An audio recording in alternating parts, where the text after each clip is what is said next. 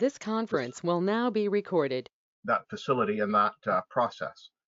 The reason I have a bit of insight into this is when I retired from the Navy in 2015, I was hired on by Kevin McCoy, the president of Irving Shipbuilding, as his special advisor on a 2-year contract. And so I was kind of jack of all trades, a bit of special projects and so forth, and some liaison with the Navy in the early days of that program. As I said, I retired from that after 2 years, so I left the shipyard in 2017. And so while I have general knowledge about how the place operates, I've been away from it for now nearly 3 years. So at the question period, I'll be happy to attempt to answer questions afterwards, but I don't have any information about the current state of the AOPS program, having been away from it for a few years, or indeed the CSC program, which really all got going after I had left. And also I can't really comment on the yard's shutdown during the ongoing pandemic, or much less predict the future. However, I'll do my best to give you a bit of a background. Please remember that I'm not an engineer or a naval architect, so don't expect a lot on the technical side. Anyways, let's get going. Let's see here.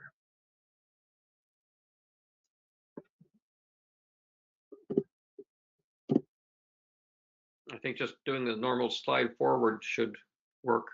There we go. Okay, so this is one of the earliest images of the graving dock, taken just after it was completed in around about 1890, 1895-ish. It shows the graving dock from the north, looking down Halifax Harbor towards the sea. It was conceived at that time as a strategic asset. Remember, the maritime world at this period was still dominated by wooden ships largely, but there were being a lot of advances in metallurgy, steam power, guns, and so forth, and it made larger steel-hulled warships a distinct possibility. Halifax, as you know, was at the time the summer base for the Royal Navy's North American and West Indies station, and so a dry dock was needed to service these ships. The wooden ships that had formed most of the traffic until that point were much smaller and lighter, of course, and they could be maintained up until that point by just hauling them out of the water on a marine railway.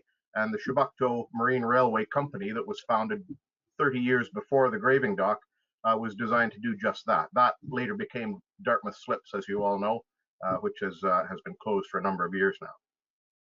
So the Halifax Graving Dock Company was therefore created, head offices in London, to construct a facility in Halifax to dock the new steel-hulled ships. At the time of its construction, it was the largest dry dock on the eastern seaboard of North America, designed to accommodate the largest warships then serving in the Royal Navy. And that warship at the time was the 11,000-ton ironclad HMS Inflexible, with 4 16-inch guns, 344 feet long. So the graving dock was made 549 feet long at the floor. However, the critical factor on this was the beam and draft. The ship itself was 75 feet across. The dry dock gate is 89 feet wide. So that gives you 7 feet clearance when you're sliding it inside. And the Inflexible's draft was 26.3 feet, which barely cleared the sill of the gate, with a depth over it at 27 feet at high water. Although, of course, the ship would have been lightened for preparation for docking. So the graving dock was able to handle the Royal Navy's largest ships right up until 1911, when the Orion-class dreadnoughts came in at 580 feet long, drawing 31 feet, and those, of course, exceeded its capacity. Here we see the very first ship to use the dry dock just after it was opened in 1889, HMS Canada. This is a Comus-class 2,700-ton screw corvette, and it shows that Royal Navy Public Affairs was operating even back then.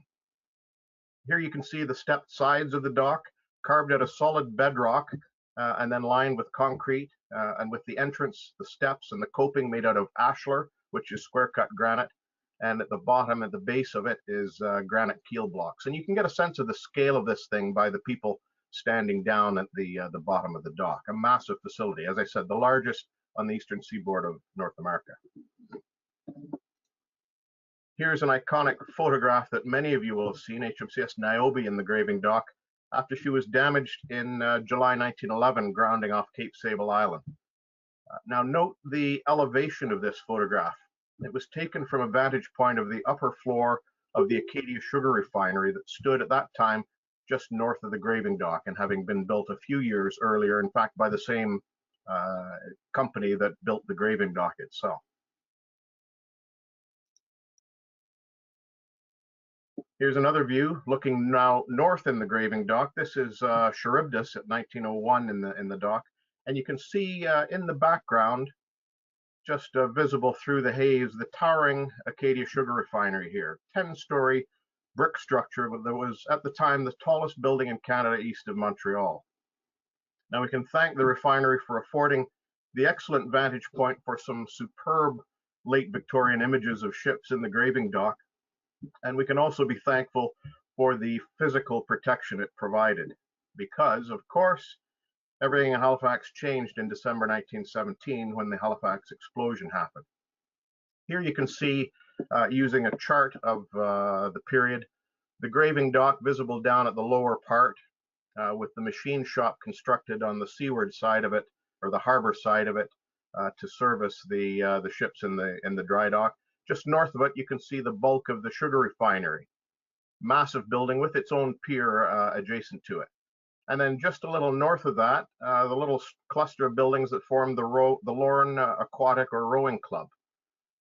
Then a relatively barren stretch of shoreline before we see Pier 6 jutting out into the harbor. This was the southernmost of the Richmond commercial terminals that lay up around here. Some of them still exist and are still known as the Richmond terminals to this day.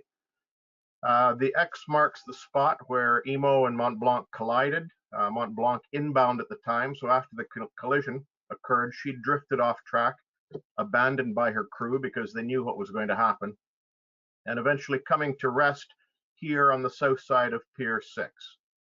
She cooked away there for a little while before eventually exploding and taking out most of the north end of Halifax and Dartmouth. I won't go into the details of the carnage. 2,000 killed, somewhere near 10,000 injured, and many homeless and injured severely from the windows being blown in by the force of the explosion.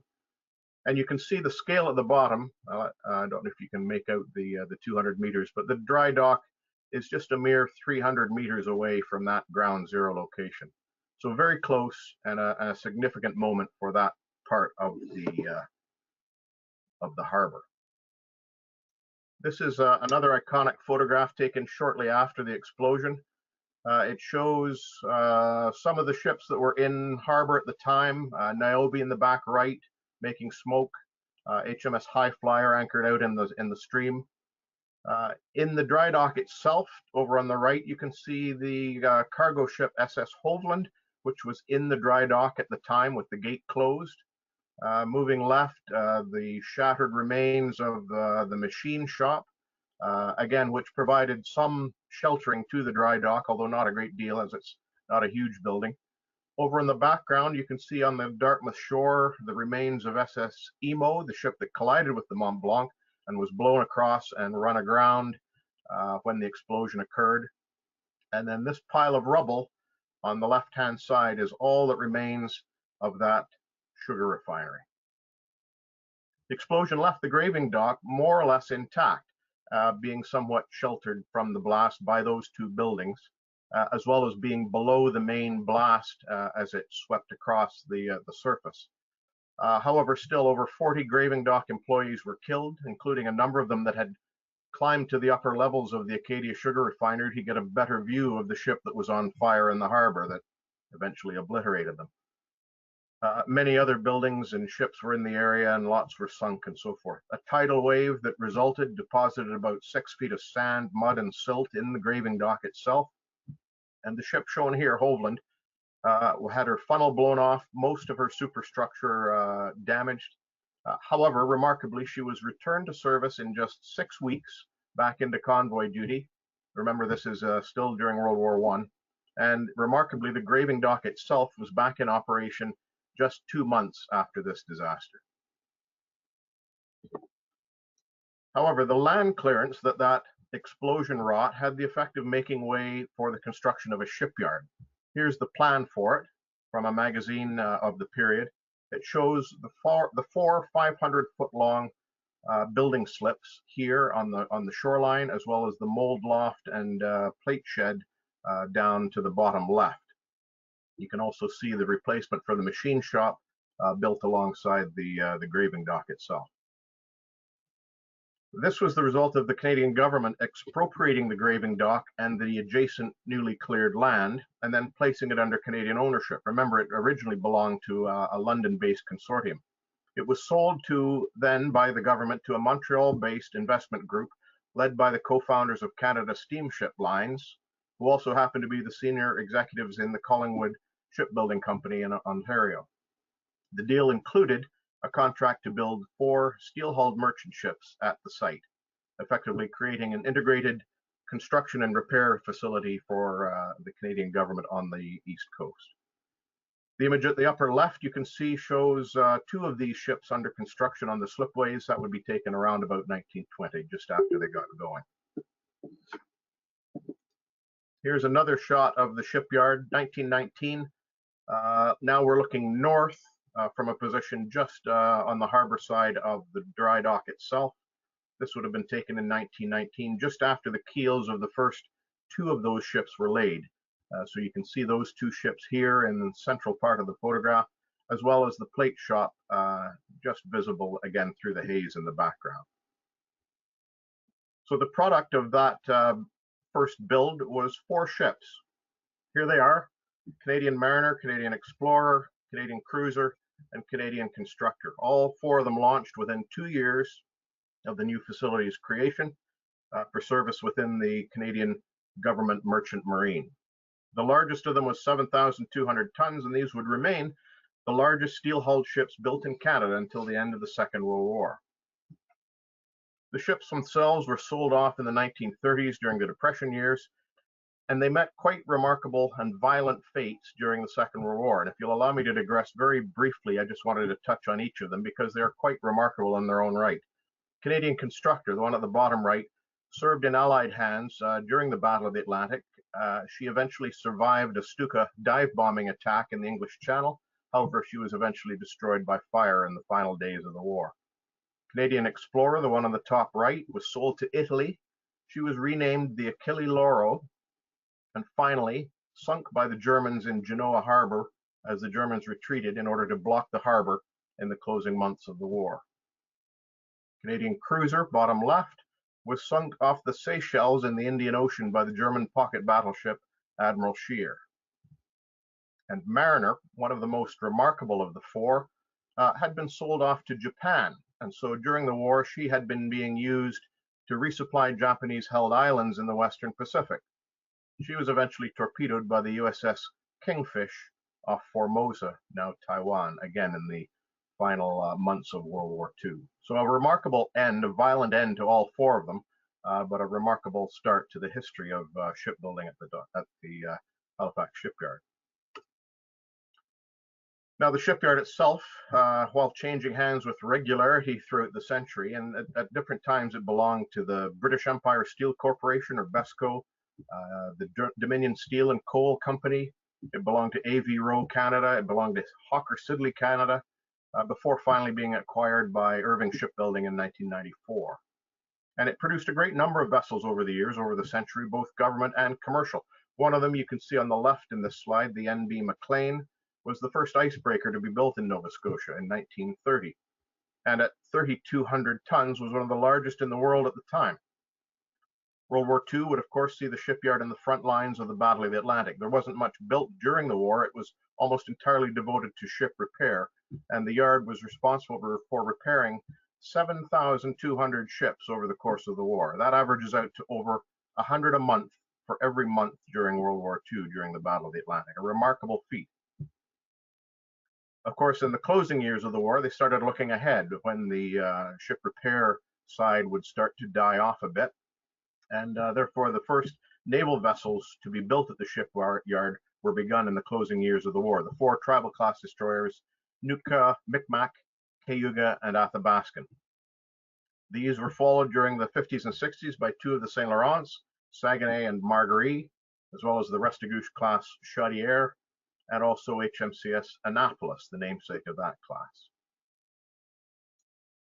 More recently, the still serving 12 vessels of the Kingston class were built here during the 90s, and the final production before the big shipyard renewal 6 years ago being the 9 Hero class midshore patrol vessels for the Canadian Coast Guard. More recent history now, under the National Shipbuilding Procurement Strategy that you now know as the NSS, designed to recapitalize the government fleets, Irving Shipbuilding, of course, was awarded the contract to build the combat vessels for the Navy. So that entailed a wholesale rebuild of the shipyard portion of the yard. The old plate shop, which had remained largely as it was originally constructed in the early part of the century, was finally demolished, and a $350 million state-of-the-art assembly hall was constructed in its place. This is in fact the largest indoor shipbuilding facility at the moment in all North America. Of course, the Americans build bigger ships, but they have the luxury of doing it in nice weather. If you don't have an indoor shipyard in Halifax, then you're quite hampered. It has 235,000 square feet of indoor production space. It spans 4 football fields in length. Throughout, it has a series of massive cranes, a 230-ton, a single 140-ton, and 2 200-ton gantry cranes that span the width of the building. You can just see one of the 200-ton cranes just under the roof line at the north end of the building here, being installed in this shot. It also has a lot of modern features, a modern weld fume extraction system that purifies the air. If you walk through there with a full work underway, you really can't even smell the welding that's going on. It's that efficient. It has natural gas heating, 100% LED lighting for improved efficiency, all timed to turn off and on at appropriate times to save energy. There's also a whole suite of employee lunchrooms and locker rooms, offices for planning, design, quality control, supply chain, production operations, subcontractors, and so forth, all along the waterside face of that building, where the view out over the harbor is spectacular. And the resulting facility is therefore a state-of-the-art national strategic facility for Canada. Now, before the coronavirus pandemic struck, the yard had about 2,000 workers, and that's planned to increase to about 2,400 at peak production of the Canadian surface combatants. The yard shut down, however, on March 19th, indicating initially for 3 weeks, although I haven't heard what the revised prediction is for the amount of time that the yard will be shut. This affected about 1,100 of the workers, and most of the remaining staff have been working from home for that time period. The company's website, and you can see it on this slide, www.shipsforcanada.ca, tracks the value of the program across Canada, and that's what this slide represents. Currently, there's $2.5 billion in spending commitments to over 275 organizations across Canada, and that's forecast to be at a peak of $3.17 billion from the AOPS program alone. And of course, the CSC program is vastly larger than that. Canadian industrial regional benefits and industrial technical benefits policies all apply to the NSS contracts. And under this, the industrial business activities in Canada have to be undertaken equal to the value of all contracts to foreign suppliers. In layman's terms, this means that the total dollar amount for the contract is spent in Canada, regardless of any foreign equipment, materials, or services spent offshore. Those companies have to reimburse, or not reimburse, but conduct business in Canada equal to the amount of the contract that they're being paid. It's estimated that 4,770 jobs across Canada were created in 2018 alone, attributable to the AOPS program. There's also what's called a value proposition section in the NSS contracts, whereby the companies, Irving Shipbuilding in this case, agreed to reinvest 0.5% of the value of the contracts external to the organization. The purpose here is to advance and grow the Canadian marine industry. And to date, over $1,200 million have been committed to that. A few examples I've mentioned down at the bottom. There is the creation of an Irving Shipbuilding Research Chair in Marine Engineering and Autonomous Systems at the Ocean Frontiers Institute here at Dalhousie. There's a Irving Arctic Policy Chair at St. FX University. And if any of you tuned into the Russie, Nova Scotia lecture that was just last week given by Adam Lajeunesse, he's that fills that chair. And he presented an excellent overview of Arctic security issues just last week. And there's also $4.5 million invested in the Center for Ocean Ventures and Entrepreneurship, known as the Cove Institute, at the former Coast Guard base in Dartmouth.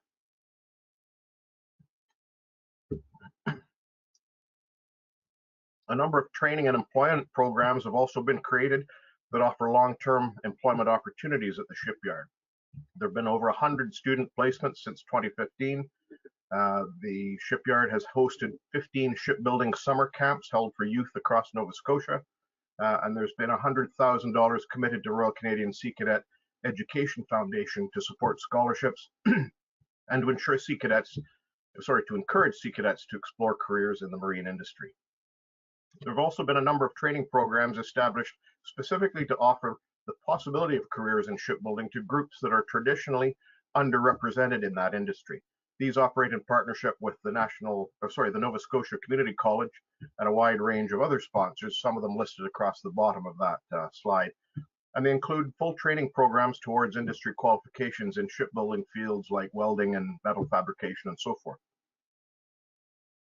A key part of this is the Women Unlimited program, the first class of which graduated in June 2017, and 15 of the 17 of that class are now employed at the shipyard, and there are 2 further groups underway. The number of women working at the shipyard has increased in the past 5 years from 85 to well over 200. In 2018, 11 graduates of a similar program, the Pathways to Shipbuilding for Indigenous Students, were hired and are now working at the shipyard. There's also a Pathways to Shipbuilding for African Nova Scotian Students program in progress. It was scheduled to graduate in the spring of this year. That will, of course, be delayed, I would expect, by the COVID crisis.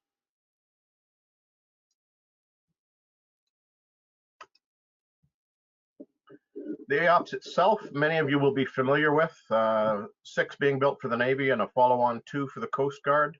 A very broadly utilitarian ship. I don't know how familiar you all are with it. I imagine most of you know a great deal about it. I've seen it up close, and it will be an extremely useful vessel for the Navy. A large flight deck capable of hangaring a Cyclone helicopter, 4 big boat bays, the largest of which can accommodate an RCMP special rib or a massive 100-person lifeboat in it. It has a big area in the stern where you can fit up to 8 sea containers and a 20-ton crane to get those into a barge to be able to land them ashore where there are no port facilities. It has a crew of about 65 with another 20 additional mission berths. And it will be, as I said, broadly useful for general operations in the Arctic, able to undertake anything from normal sovereignty patrols through to, I'm sure, a hydrographic survey, to northern community resupply, to policing the marine areas up there, responding to incidents, search and rescue. A very, very useful vessel, and not just for the Arctic, because of course it'll be able to be used around the world with its long endurance, very economical. It'll provide a superb humanitarian assistance disaster relief platform. As well, with its fast intercept boats, it'll be useful for drug operations in the Caribbean. And as I said, a very useful addition to the Navy's fleet.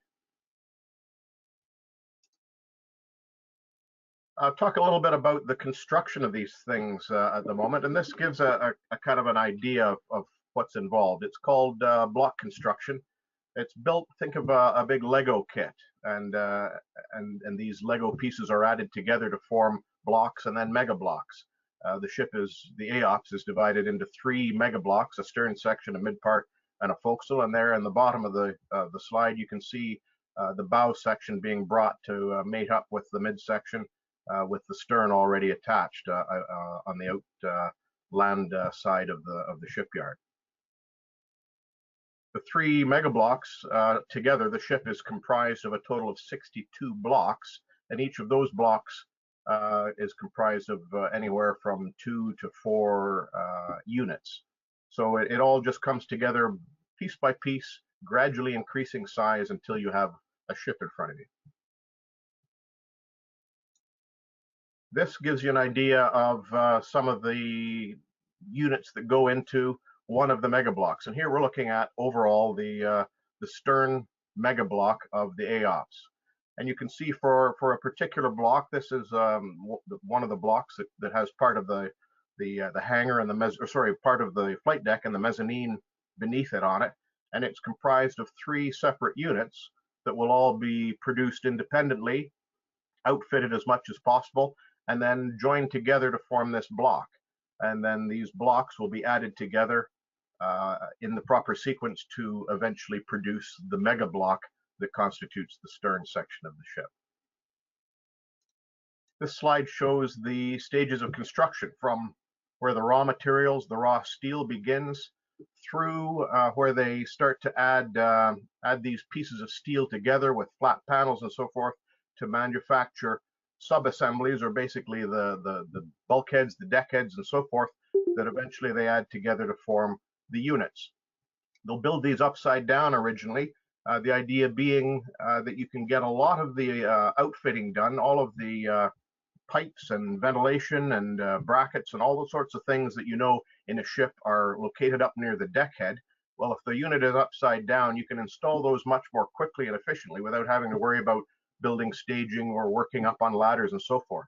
So they'll outfit it as much as possible in the upside down position before they flip it over and turn it right side up. And then they'll continue some of the outfitting in the right side up position before it then goes into the paint shed and then starts to be added together for forming the blocks themselves that I pointed out in the previous slide. Those blocks then come together to form the mega blocks, and then once they're completed at their stage, they're wheeled out of the shop and added together to form the ship itself on the land side of the shipyard. Then after launch, it's brought back alongside for final outfitting, the builder's trials, and so forth before being handed over to the Navy. So that's the general sequence of construction. Here's where the 3 locations in Halifax are that constitute the Irving shipbuilding complex. Marine Fabricators is over here in Dartmouth off of Windmill Road. I'll show you some photographs of this in the next slide. But that's where the raw material basically makes its start, and that's where various pipe spools and brackets and so forth are fabricated over here before being brought across the McKay Bridge on flatbeds, about 4 of them every day, delivered into the shipyard and brought into the assembly process in the main hall. There's also the Woodside facility over here on the Dartmouth side. Many of you that know Halifax will remember this as supporting a lot of activity for the offshore industry over the years. You used to see a lot of oil rigs and so forth being renovated down here. It is now where Irving Shipbuilding uses the hangar facility that has there to build more or less the big, complicated, heavy steel bow sections that go into the bow mega block. The reason being that this requires a lot of careful fitting and shaping of some fairly heavy steel, and they like that to be to remain more or less in a static location while they do that, and then barge it across to the main shipyard to be added to the assembly line down here. As you'll see as I move through this, the shipyard itself operates very much like an assembly line with the pieces moving through it. So the Woodside facility allows some of those big complicated pieces to be sat stationary while they work on those. This is what they look like. There's the Marine Fabricators facility. It existed over there, but only a quarter of the size that it is now. It has a large steel yard adjacent to it. That's where the steel sheets and various gauges are delivered and then brought in one by one into the metal fabrication shop, sandblasted, primed, and then formed, cut, or whatever, and numbered in that facility before being put into the shipping area to be brought across in the trucks. There's also a quarter of this facility is the pipe shop. That's where they manufacture the pipe spools. A pipe spool is basically a length of pipe that's been shaped or bent and welded, various Y joints and so forth added to it, and flanges welded onto either end so that they're ready to be bolted together. There's something in the neighborhood of 10,000 pipe spools, individual ones, throughout an AOPS. And so those are manufactured, and baskets of those come over every day for being inserted into the process. There's the Woodside facility. You can see the two large buildings. Not much else to report from that, but that's where the large, heavy bow sections are being worked on there. And then the shipyard itself that you can see down at the bottom. The graving dock over to the right, and that's the southern end of it over here with the machine shop adjacent to it. The large assembly hall and ultra hall in the central part here. Some of this is on reclaimed land, and in fact, the old Pier 6 extended just out here, and you can see I've marked the site of the ground zero of the 1917 explosion, just a few yards offshore from where the main harbor side door of the assembly hall is located. You can still see the three dolphins. You'll remember there used to be the Nova Dock and the Scotia Dock, big floating dry docks that were moored here. Those were sold off a few years ago, and those moorings, I understand, are scheduled to be removed at some point. The red dotted line shows you the outline of the footprint of the facility, and up at the northern end here is what's called the land level portion of it.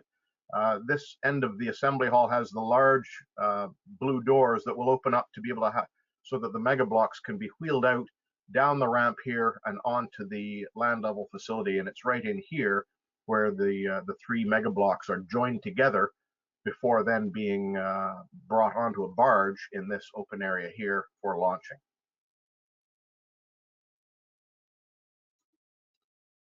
Now this is a look inside the assembly hall and the ultra hall, and it's designed sort of schematically to give you a sense of how that is laid out.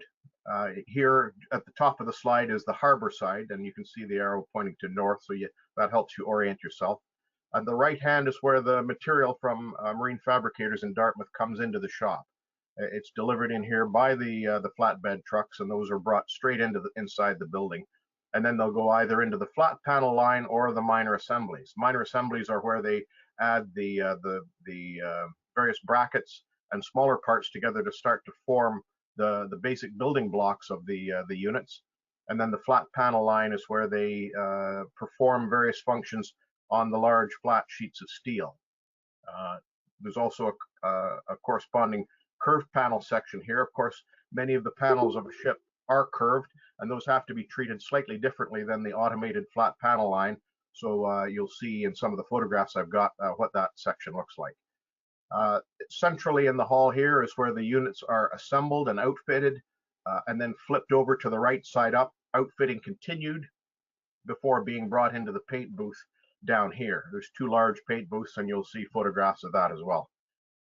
When they come out of the paint booth, they're assembled into the blocks in sort of this area as well as in here, before then the mega blocks are formed right down at this end. And they have enough space for about 3 mega blocks to be assembled at any one time down here before being brought out the north doors onto the land level facility.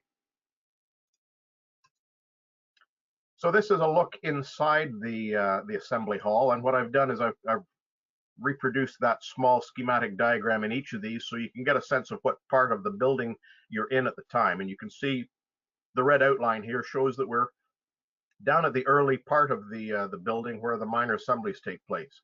Here you're looking all the way up the hall. The large blue wall at the end is in fact the doors where the mega blocks are wheeled out onto the land facility. It's a massive facility. As I said, 4 football lengths from where you're standing, 4 football field lengths from where you're standing up to that blue door. And so each of these, you can see the yellow cranes that are populating this minor assemblies area. Each of those cranes will be used to serve a welding station where there'll be 2 to 3 welders putting these individual pieces together. And you can see some of them lying around the floor area, smaller brackets attached to other pieces, all welded by hand in this area, and then fed into the various panel lines along here. Here we're looking at the flat panel line. So again, the schematic shows you in the bottom right corner of that building. You're actually right in the corner looking at the flat panel line with the minor assemblies off to the right.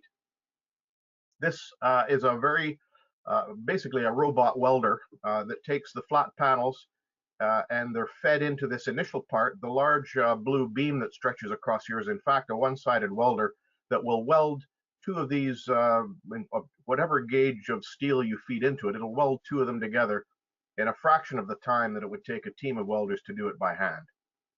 And that's operated just by two people running this machine.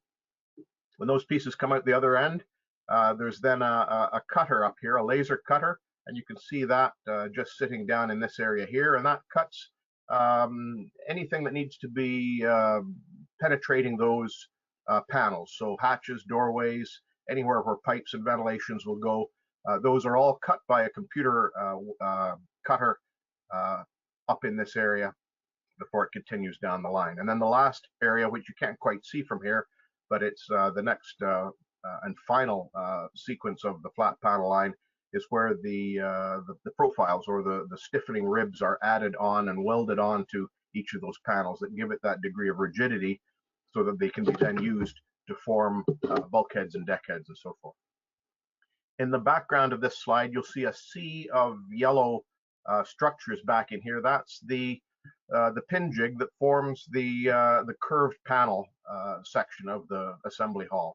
Remember, I mentioned there's the curved panels of the hull will come in and rest on these pin jigs, which can be elevated to various heights so that it supports the irregular shape of the curved parts of the ship, while those same stiffening panel or stiffening pieces are welded onto them, again, to give it that rigidity before being added together to form the units down further up the shop. Now we'll jump to a different vantage point. We're looking at the unit assembly portion, but we're actually looking back down the hall towards the beginning where we were just at. The flat panel line is well off to the right down the hall, and the minor assemblies is on the far left corner. So what you're looking at here is various units that are being assembled from the pieces that come out of the flat panel line. You can see the bulkheads and deckheads being brought together, again in an upside down position, and you can see right down in the lower right corner some of the pipes and brackets and various things that are being installed in that unit before it is eventually flipped. And that's why you've got these massive cranes that are gradually increasing in tonnage as you work your way up the hall, so that they can manhandle these massive units as they get heavier and stuffed full of pipe spools and HVAC equipment and all the rest of it. They'll flip them over in this area here and then continue on outfitting them as they move them further on up the hall. Next is the paint section. This is one of the two paint booths. You can see we're now in the slightly left central part of the hall. Two side-by-side paint booths. You're looking inside the larger of the two as one of the stern or one of the keel units is being brought in for painting. And you can get a sense of the scale of that by the individual standing down here to the left. Remarkable facility in there. They're designed to have optimum lighting and ventilation for painting. They can, once the doors are closed, the temperature and humidity can be set exactly to the best level for curing paint, and it's all very, very well ventilated. The far wall over here has the filters that the air is drawn out through, so they'll generally start painting near the doors and work their way across towards those vents, and all of the impurities are drawn out and through those scrubbers on the way out. Now we're up at the northern end. You're looking again from where the mega blocks are being assembled. You can see the paint booths that we're just looking at down here, so it gives you an idea of whereabouts in the hall you are. You're right up at the far corner, and here they're starting to put the mega blocks together. The principle here is that they'll try to put in the large pieces, for example, these main engines being dropped in place in the engine room before the next layer is added on top. That way the efficiency again is increased. You don't have to cut holes in the side of the ship to move equipment in or install it, and it all gets dropped in fairly easily as the mega block is being assembled. Each mega block sits in a specially made set of cradles that are manufactured on site, 2 full sets of cradles so that they're recycled after each launch and brought in, and the new mega blocks are started to be added to them. Here's another look at a mega block, again up in the northern part, just inside those big blue doors, about to be wheeled out. This is, of course, a midsection of one of the Harry DeWolf classes. In fact, this is Harry DeWolf itself. And you can see, you can't quite see it, but over on the far side, the way this facility is constructed, that at each level of, or basically each deck level, there is a whole suite of workshops, washrooms, change rooms, locker rooms, lunch facilities, and so forth, that can be joined to each level of the ship just by a gangway, so that anybody that's working, say, up here near the bridge or wherever, doesn't have to come all the way down to the floor of the shop to change a tool or to go to the bathroom or have lunch. Everything is located at that level that they need, therefore improving the efficiency of the workers and making it a bit more pleasant and manageable for them to work as well. So a very well thought out building, and that's one of the key features that I quite like. Here we have the bow section of Harry DeWolf, having been just brought out through those big blue doors. You can see there's actually 3 doors, 2 large ones, and then there's a small one in the middle. That one can lift up just enough so that you can actually wheel an 18-wheeler inside that facility without having to open up the large doors and lose all the heat. You also get a good look at the harbor side of the building here. This is where all of those workshop facilities and so forth are located up the side here, except for the top suite up here, which is where the executive suite is located now.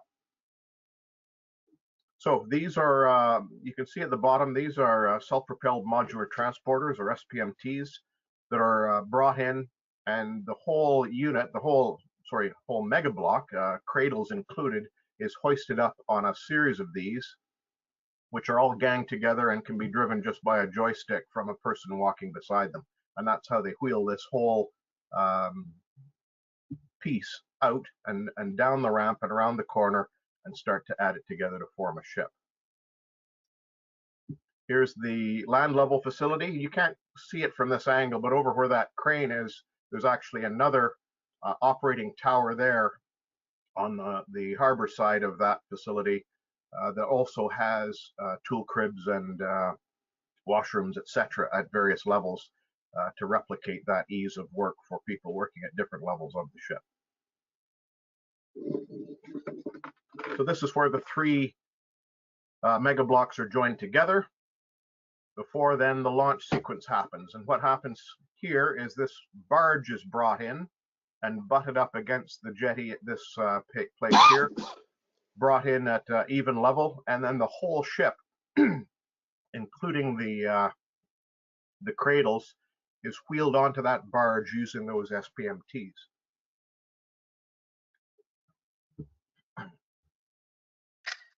And then once it's on that barge safely and secured, it's brought out into a sheltered deep area in Bedford Basin, and then the whole barge is sunk,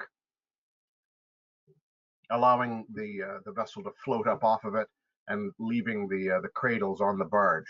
So the barge is then brought up, refloated, the cradles are recovered and brought back in and gotten ready for the next vessel in sequence, while the vessel itself is brought alongside the pier side for final outfitting, as I mentioned, builders' trials and so forth. That was the naming ceremony for Harry DeWolf, taking place, I can't remember the exact date, and you can see the stern section for Margaret Brook already out and on the land facility just adjacent, starting to be put together. So a magnificent day there as that was conducted. Surface combatant program, many of you will be familiar with, of course, 15 ships targeted to replace the 12 frigates and 3 Iroquois class destroyers that we've lost long ago, or in the neighborhood of $60 billion program. BAE's Type 26 selected, as you know, as well, and with the RN building 8 and the Royal Australian Navy building 9, that gives a nice 32 number of those that should see us realizing some significant advantages across those three navies. The design contract awarded to Lockheed Martin Canada a year ago in February, and expected to roll into constructing these as soon as the AOPS program is finished. The addition of the two Coast Guard AOPS has effectively closed the big gap that the shipyard was worried about. They were concerned that as they finished the AOPS program, if CSC wasn't ready to start working on immediately, there would be a gap of anywhere up to a couple of years, which would result in likely workers leaving the shipyard and finding work elsewhere in other shipyards as highly trained workers.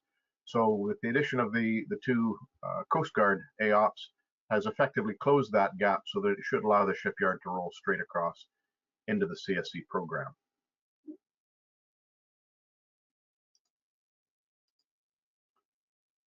So that's essentially the Halifax Graving Dock, which was named Canadian National Historic Civil Engineering Site in 2014.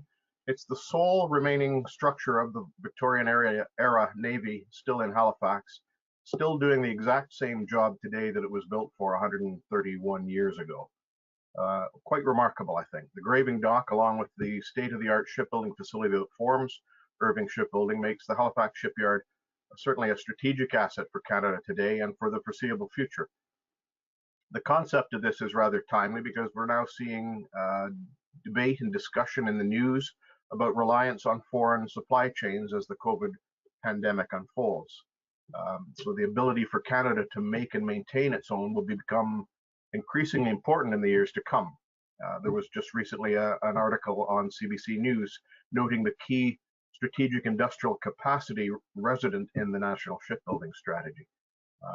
I can't predict the future how the CSC program or the shipyard will fare as we come out of the pandemic, and of course the massive debt needs to be paid back. So your guess is as good as mine, but given that it is a program that sees a vast amount of money fed into the Canadian economy with massive amounts of employment resulting, I think it's probably positioned as well as it could possibly be to survive whatever comes, although you know how the government operates as well as I do. So it remains to be seen just how this unfolds. Much more information is included, and as well as videos of some of the sequences of the AOPS building processes and sea trials on this Ships for Canada website that is put out by Irving Shipbuilding. And then there's some more historical information. If you're interested in a bit more about the dry dock, the graving dock itself, there's a website here I'll point you towards. The Halifax Military Heritage Preservation Society has an article or a page dedicated to the graving dock, as well as an article linked that I wrote for the Canadian Nautical Research Society's Winter 2019 edition of their online journal Argonauta, which has a bit more of that detail of the history of that dry dock. In any event, that completes my talk. Thank you very much for listening. I'll now pass it back to Barry to moderate any questions that you might have, and I'll do my best. Great.